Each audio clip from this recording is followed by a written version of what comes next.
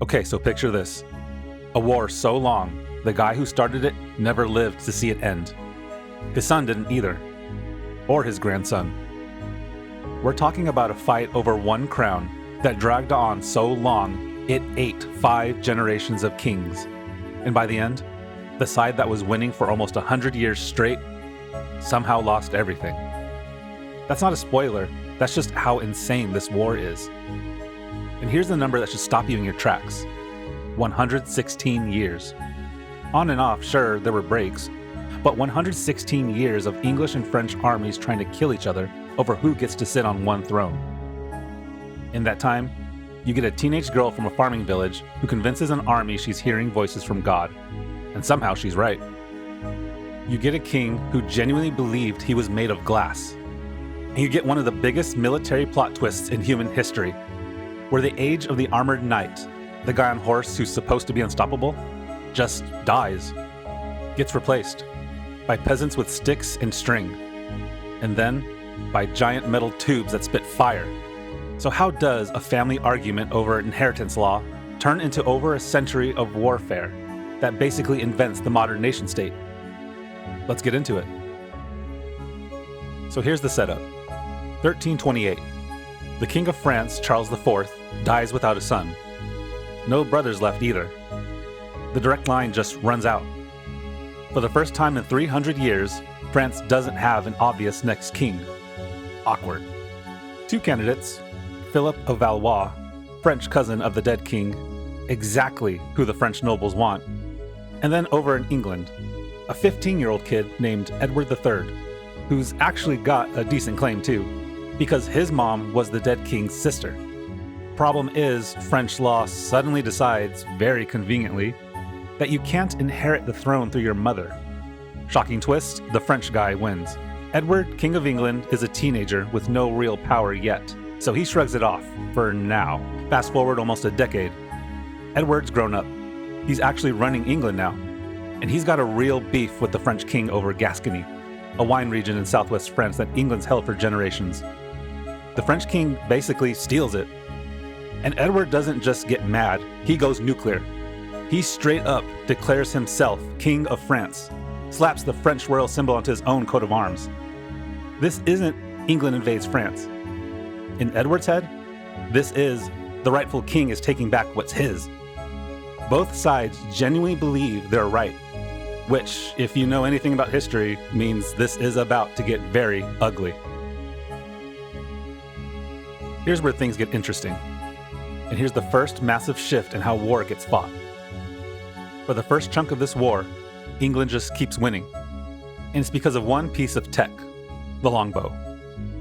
Think about what war looked like before this. You had knights, rich guys in full metal armor on horseback, considered basically unbeatable, the tanks of the medieval battlefield. Well, in 1346, at a place called Crecy, that whole idea gets shredded, literally. Edward's army is smaller. The French have way more knights, way more confidence, way more of everything. Doesn't matter. English and Welsh archers, positioned up on a slope behind sharpened stakes, just unload arrow after arrow into the French cavalry as it charges. Wave after wave gets cut down before they even reach the English line. By nightfall, thousands of French nobles are dead in the mud, including a blind king who had his own knights tie his horse to theirs just so he could ride into battle he couldn't even see. That's how badly this goes for France. And this is the part you really want to remember. Crecy is basically the death notice for the armored knight as the king of the battlefield. A cheap weapon in the hands of a trained commoner just took out expensive elite armored cavalry. That idea that a peasant with a bow beats a noble on a horse is genuinely one of the biggest shifts in military history, and it happens right here. And then, because 1346 wasn't rough enough already, in 1348, the Black Death shows up. Somewhere between a third and half of the population of England and France just dies. Whole village is gone. You physically cannot raise an army when there aren't enough living men left to fight. So the war doesn't end, it just kind of pauses. Because something way bigger than either king shows up and takes over. When the fighting picks back up, Edward's son, nicknamed the Black Prince, delivers round 2. At Poitiers in 1356, his army is outnumbered something like 3-1. Should be a disaster. Instead, the Longbows do their thing again. French formations collapse. In the chaos, the English capture the King of France on the battlefield. Not defeat him, capture him. Drag him off as a prisoner of war. France doesn't have a functioning treasury or a king on the throne. And 2 years later, a desperate peasant uprising called the Jacquerie breaks out. It gets crushed, but it's a warning sign that this country is coming apart at the seams. The resulting treaty hands England massive chunks of French territory, and a ransom fit for a king, because it literally is one. For a hot second, it genuinely looks like England has won this whole war. Here's shift number 2 in how this war gets fought, and it's not a weapon, it's a strategy.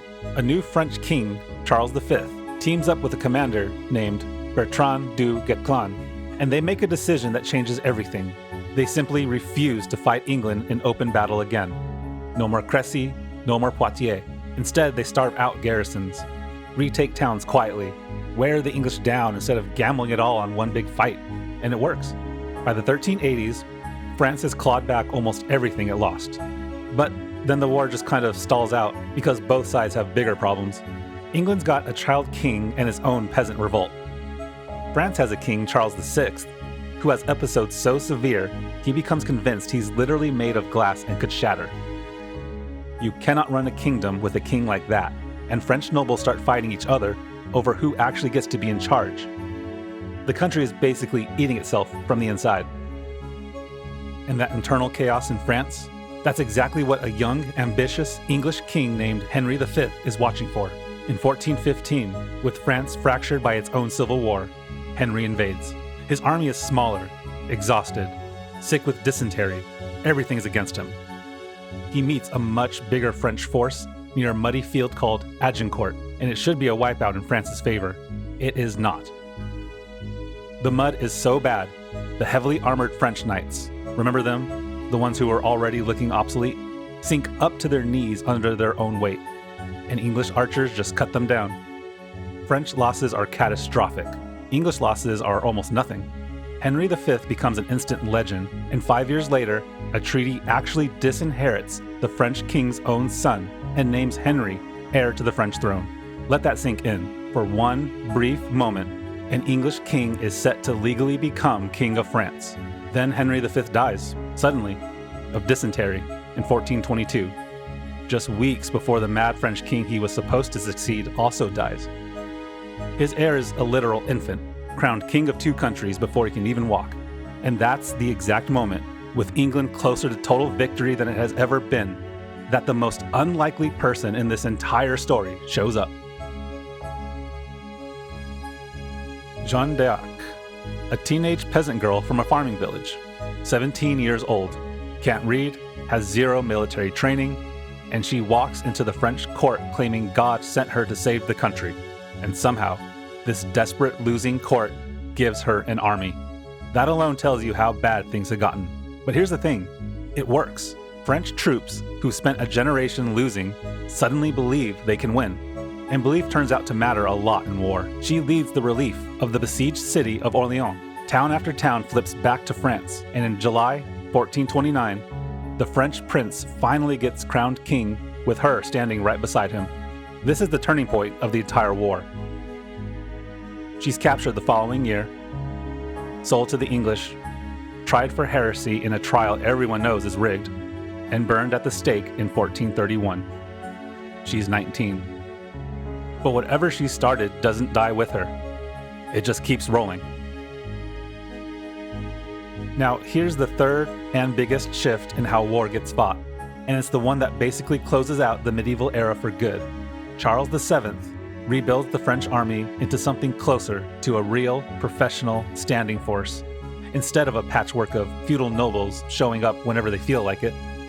And critically, France starts fielding artillery, actual cannons, capable of blasting through castle walls that had survived sieges for centuries.